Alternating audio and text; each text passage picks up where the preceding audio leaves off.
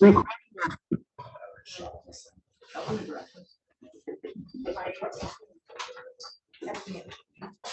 it makes like a transcript. That's what we were thinking. Maybe it sounds like it's supposed to be. Yeah, the robot can tell us. I'm okay without AI for today.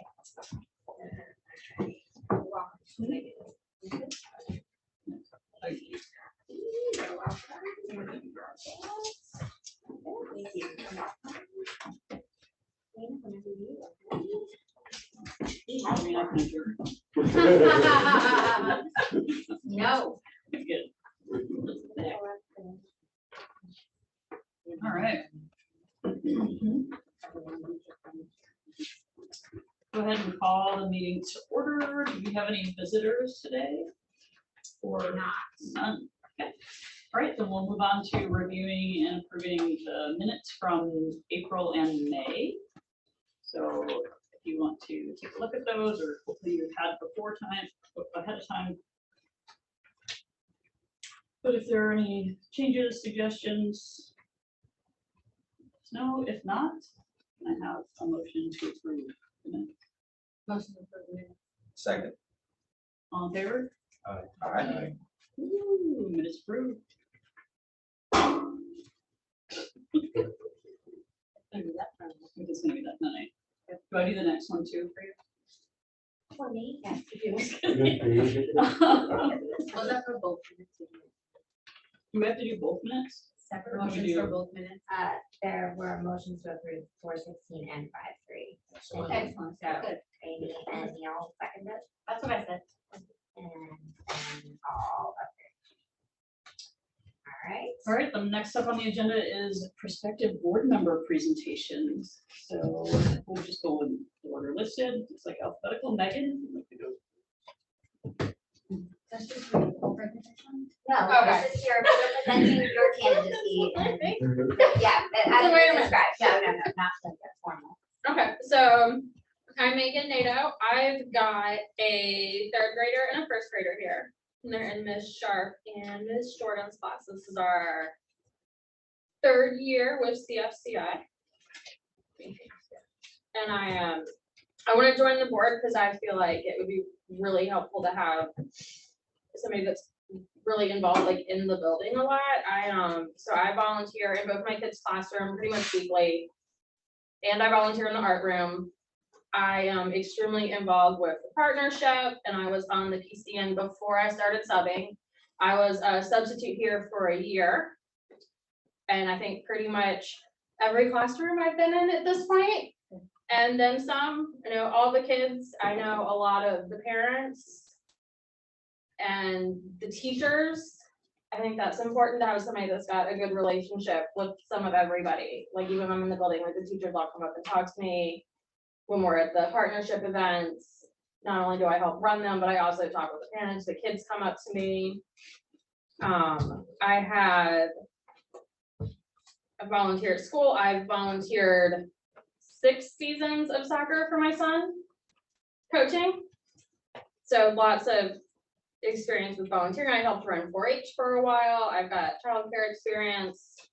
I have a business education background. I've got a marketing degree with a minor in business administration. And then I've also taken coursework past for my bachelor's for small business, entrepreneurship, accounting. And then I was office manager for a while before I had kids.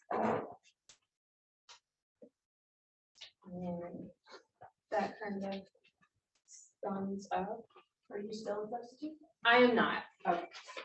Yeah, so that's not, I'm no longer employed by CFCI. Okay. I did sub for the county schools now. Okay. Any background with boards before? I haven't sat on one, but I worked in a nonprofit for a while, and I was the staff employee staff liaison for one of the committees. Okay. For theirs, and then I worked with their board members. Appreciate Anybody else have any questions? Thanks, Mike. Well, Good afternoon. Y'all know I've been on the board for the last year, fulfilling the last year of someone's tenure. Not sure you. Dr. Hill. Dr. Hill, tenure. And so a lot of the reasons that I want to stay on the board, I talked to you all about last year. I won't dwell on that, but I'm obviously interested in supporting mission of the school. I obviously believe in higher education. I also have a kid at the school, and I've had kids at the school since 2015, and I've worked in education for close to 30 years in higher ed, y'all. So I've been doing this for a while. I feel like 1 year is almost not enough. I'm just starting to figure out what the board is all about and how it functions, and I still remain committed to the work that the board is doing. I also feel like we've got a lot of important things happening between hiring a new director and the charter process, and that it might feel right to you all to continue as a continuity of the board and keep you on for another 7 years. Yeah. Thank you, Will. Thank you, Will. Alright. So I think we asked you both to leave. Do we do the, Yeah. what is it? Do we vote? Do we now? discussion vote? Yeah, the bylaws reflect the public vote. So. But I think we go talk in No. no, that's what we do. We talk over there. Do they leave? The public vote. No? The vote is- Claire, the I vote is thought you said public. something about Will not being able to vote and he would have to leave. The vote is public. In the past, Will we've must had some discussion. abstain. Yeah, We so have Will this- cannot vote. Right, last year we. Never mind. But we did the thing and we went over there. Your bylaws have changed. Your bylaws have changed. Right. That's right. Okay, sorry, Susan. No. Am I allowed to ask a question? Go for it. Is it for a specific role or is it just a voting board? Voting. And there's only one spot? Correct. Is there any discussion? Anything, or can we just? Yeah. Or can we, I can make a motion, right? Procedurally, blank, tonight. Where's? That's I what, would well, encourage you to have a vote. Yeah. And then make a motion to appoint. who you we voted. changed. Thank you, yes. Yes, clearly so am I. I thought I'm perplexed with going out of the room and not. Are we tallying it up around? Are we thumbsing up? Are we calling names? I'd like to make a motion that we use ballots. I agree. Pardon? That uses the ballot. It's not written in the new bylaws. so That's why I made a motion. Thank you. Is that okay? I don't think we can break the bylaws with the motion. No, we can't, but we can. Oh, it's a second. Second. No, wait, I don't think we can. we can't procedurally do that if it's against the bylaws. Like if the bylaws say it has to be a public discussion, it has to be a public discussion. I will go ahead and discuss, and then I guess we can just go around and tally it, but, yeah. Thank you for applying and showing your interest, and thank you for your service for the school, but I think that will, for continuity's sake and for qualifications, is better suited to our. I'll add, it's great that you're showing interest because we also have generally 3-year runs. There's no On the rolling up board. this year. And so we'll have changes, and so building out kind of our list of folks that have an interest, want to help. So that's good, but I would also support, for the reasons that you actually stated, keeping you on. So I don't know if there's any other discussion needed, but I agree. so in the past, we went to the other room, we had our discussion, we made a vote. So, Yeah. Yes. This seems very strange. Yes, it does. I'm in the same boat with the same discussion, so thank you for, I think the interest, the fact that we have more interest is always great, but also Will, the continuity, I think is important this year. So, So we encourage you to stay involved. yes, please. Encourage that always. I move to accept Will as full-term board member. for 6 years. I second that. Second. All in favor? Aye. Right. Great. You're official. You're official. Thank you. Thanks again, Megan.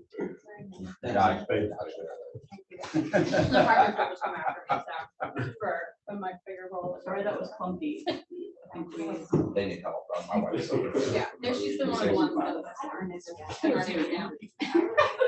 Definitely public. Well, they got folks doing different things, moving all kinds of changes, so that's why they need help.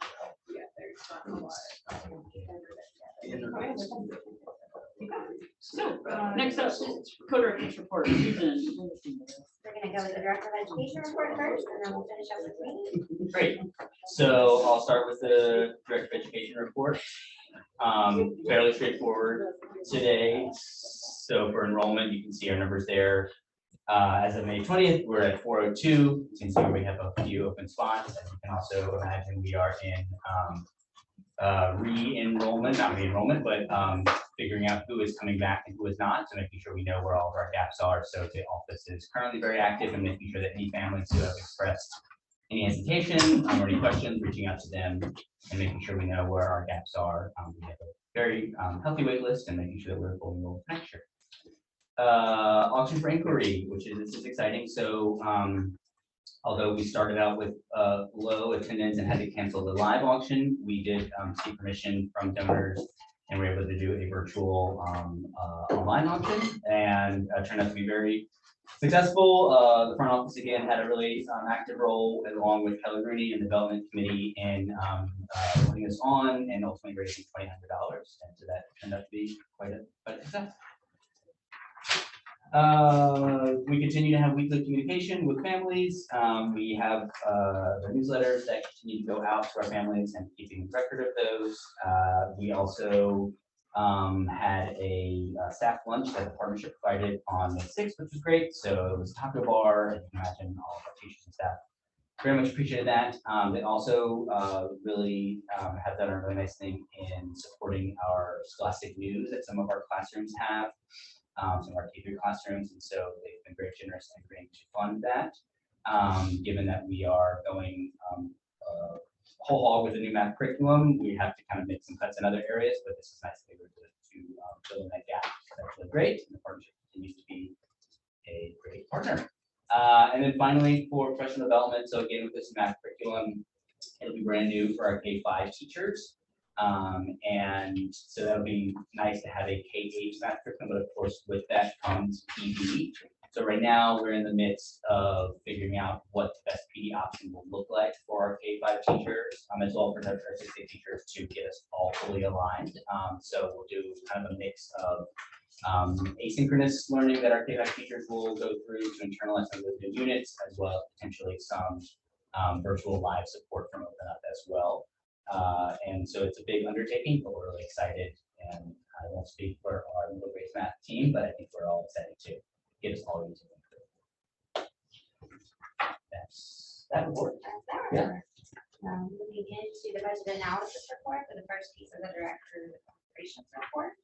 We are still trending on track, so nothing new to report in terms of our budget analysis report. All numbers are encouraging, and again, the areas that we have overspent, we have anticipated that from quite a few months ago, so we're still trending and looking to finish the year with a surplus, which is important. The balance sheet is linked to your agenda digitally. It is not listed in the packet. It looks the same as it did last month. We will be revisiting all of those different finance metrics when we come to our audit presentation.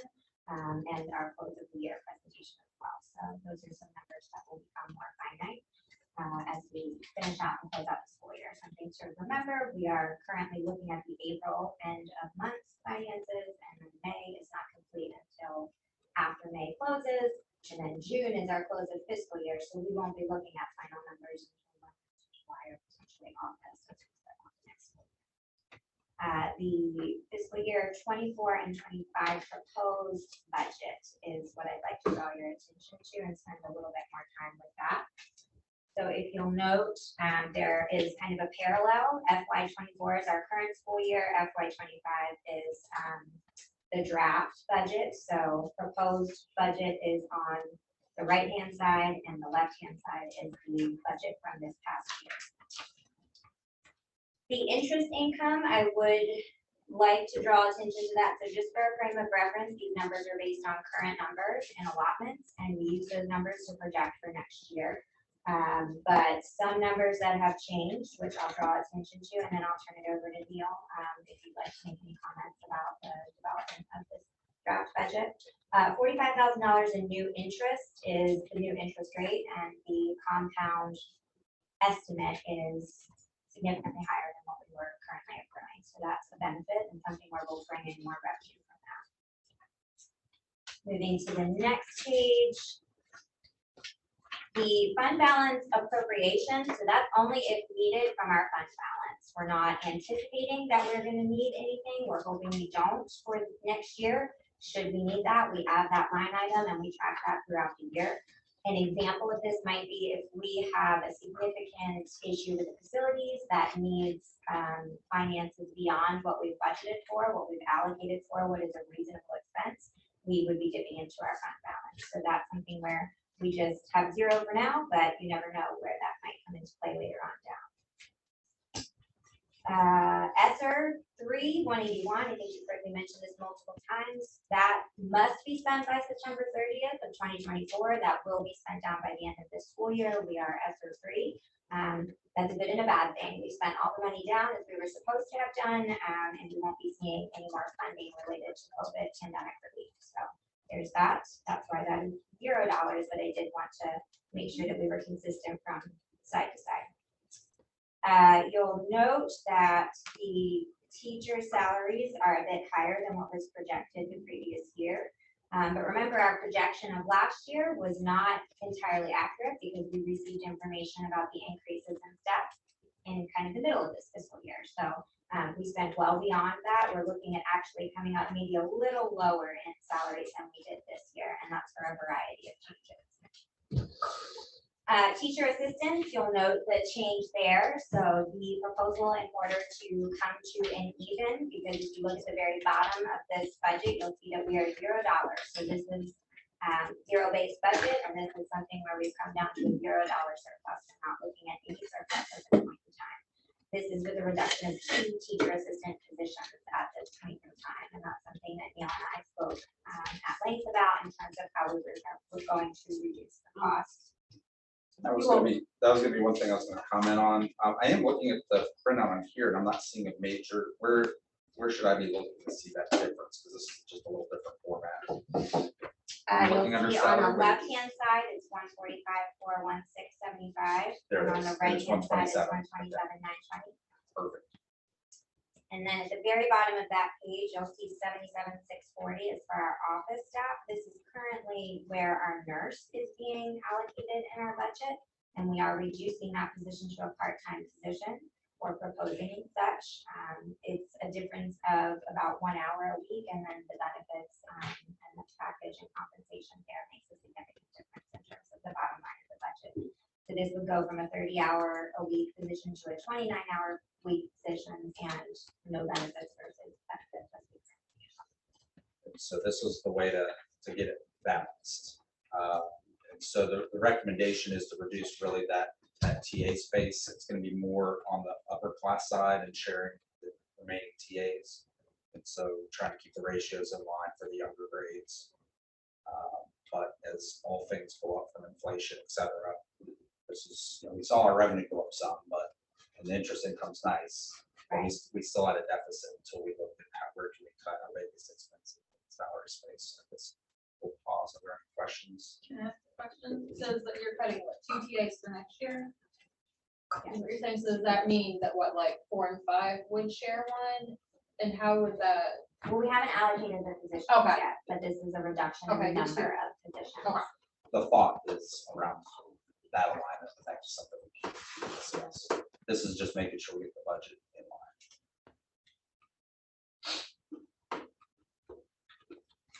line. Procedurally, non-board members are not allowed to speak. Right. Yeah. So moving forward. So questions around it, I know you guys are just digesting it right now, but when you look We at it will kind have of plenty side of by side. time to look at this, because we don't have to approve it until the next meeting. Format will not look like this. This is a comparison. Some things And will thank you need for to doing be that. reclassified. That's good. Does. That's very helpful.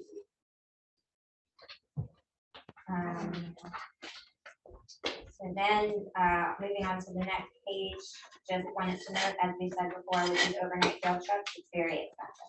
We're talking about $25,000 per trip. So $60,000 is the field trip line, that's revenue in, revenue out, doesn't affect our bottom line, or shouldn't affect our bottom line. But it's about $10,000 in field trips outside of those overnight field trips. And if you note, on our current budget, when you see contracted student services and we're spending more, that actually is field trips. The other things hitting those lines are the EC services, psychological services, speech, those things of that nature. We're not coming up to the point that we budgeted for. So where you see that overage is in field trips. So it doesn't really affect our bottom line, but we like to better anticipate what we should be spending in that line so that it's more accurate as we go throughout the year. Also workshop expenses, we went over in workshop expenses this year. We have bumped that up a bit, so by $5,000. We do not have personalized PD as a plan for next year, given that we're implementing a K-5 math curriculum. And that's gonna have some assistance from our middle grade teachers as well, who are utilizing that curriculum, and different PD opportunities, but not in the same way that we were conducting it this year. So that number, I think, is reasonable, but increased to reflect, I think, for example, we've discussed before, responsive classroom training. And the fact that when we bring new staff members on, that costs us almost $1,000 per person. We just didn't account for that in our PD expenses. We really just accounted for the workshops that we were anticipating people to attend throughout the year. So that is a more realistic number in my view, and something that we can easily keep within the scope of what we've identified there.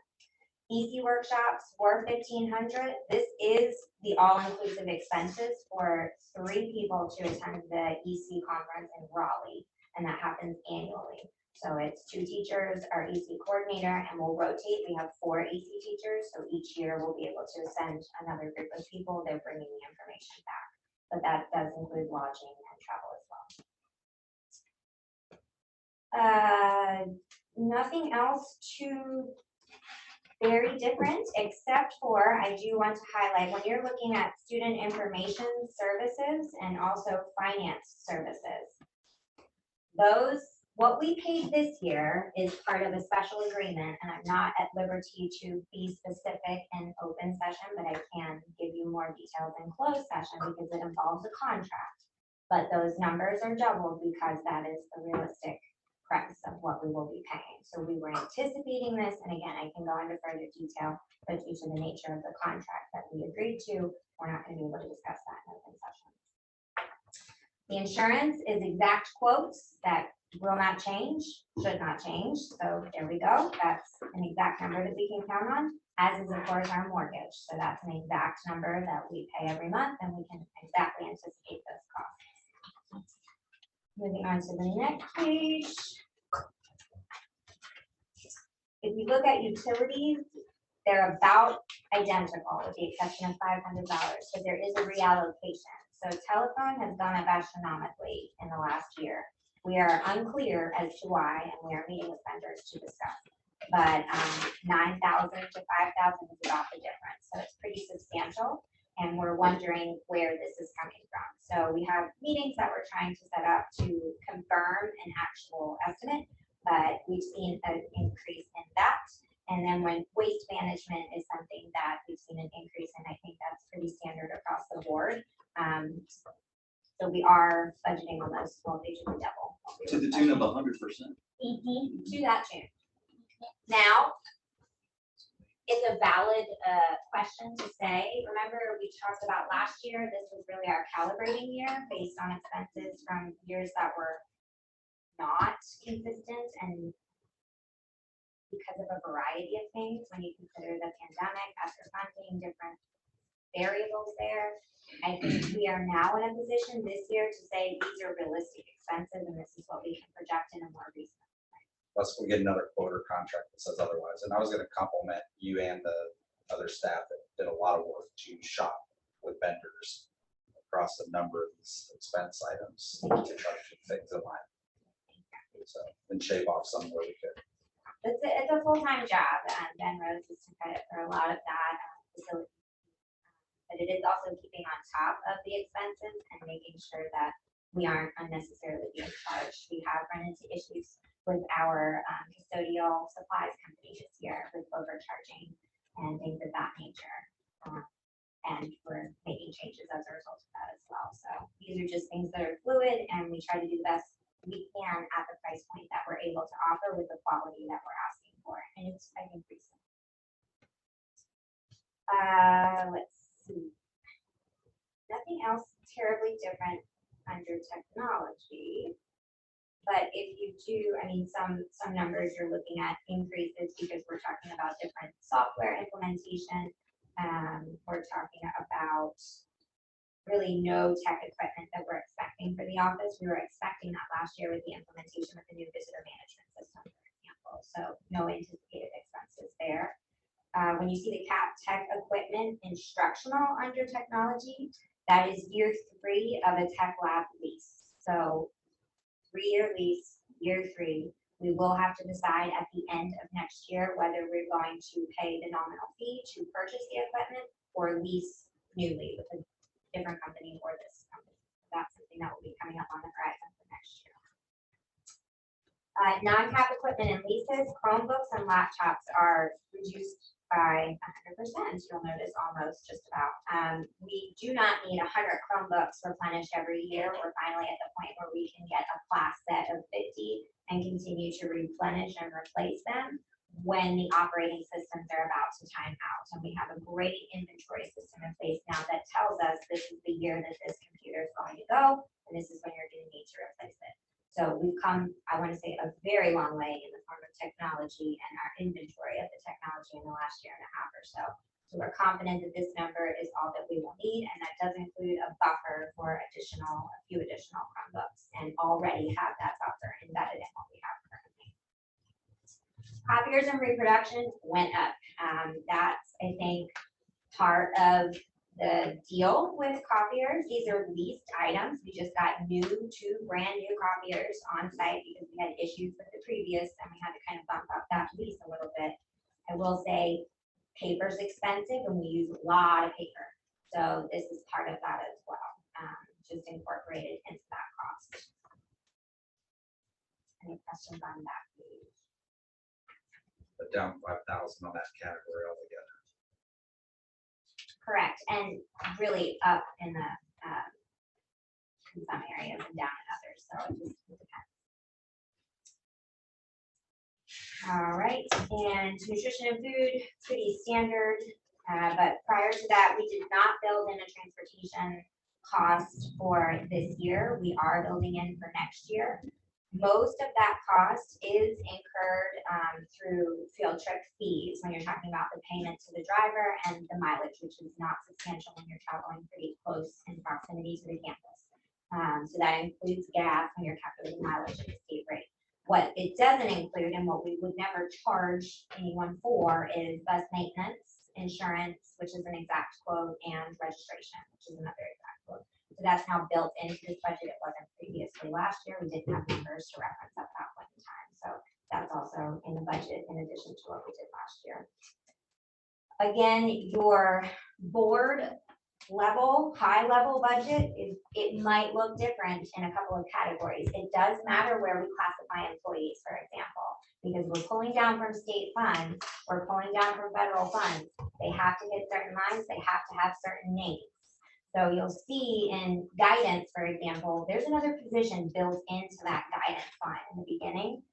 The guidance counselor is not costing us $80,000, and it's a school counselor, which is what it should say, but the state still hasn't caught up to that. So it says guidance because the state has that code instead of school counselor. That incorporates another position that's not a school counselor. So that would likely hit somewhere else on the budget specific lines, but your overall salary expenses, you're going to see that being consistent across the board. So this is that drilled down budget that's not presented every month. There's not a need for it to be presented every month because that work happens in finance. But these are always questions that we can answer or questions or documents that we can bring as resources as well. They are available to you.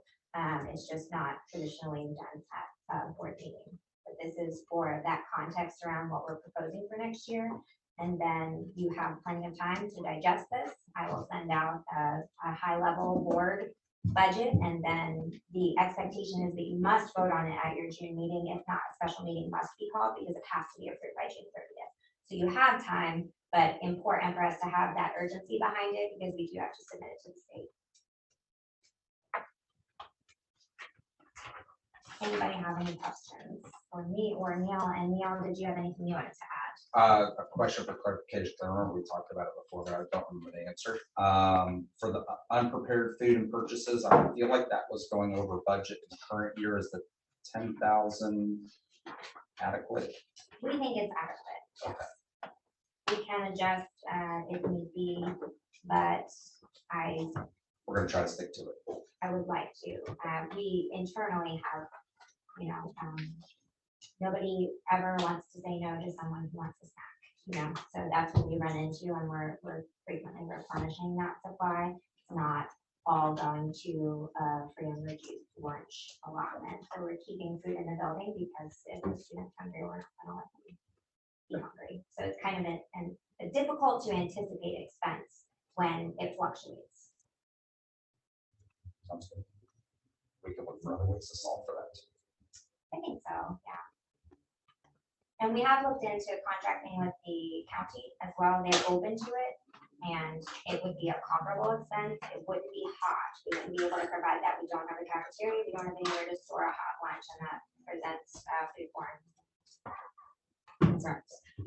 But in terms of the cold packed lunches, they could prepare lunches for us. So something that we're looking into. We have looked at vendors that provide that service.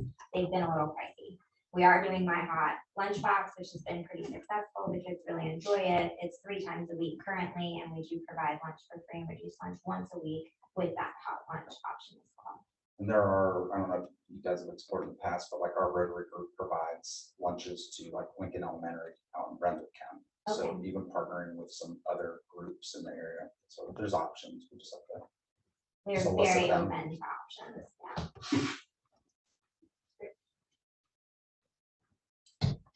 Any questions?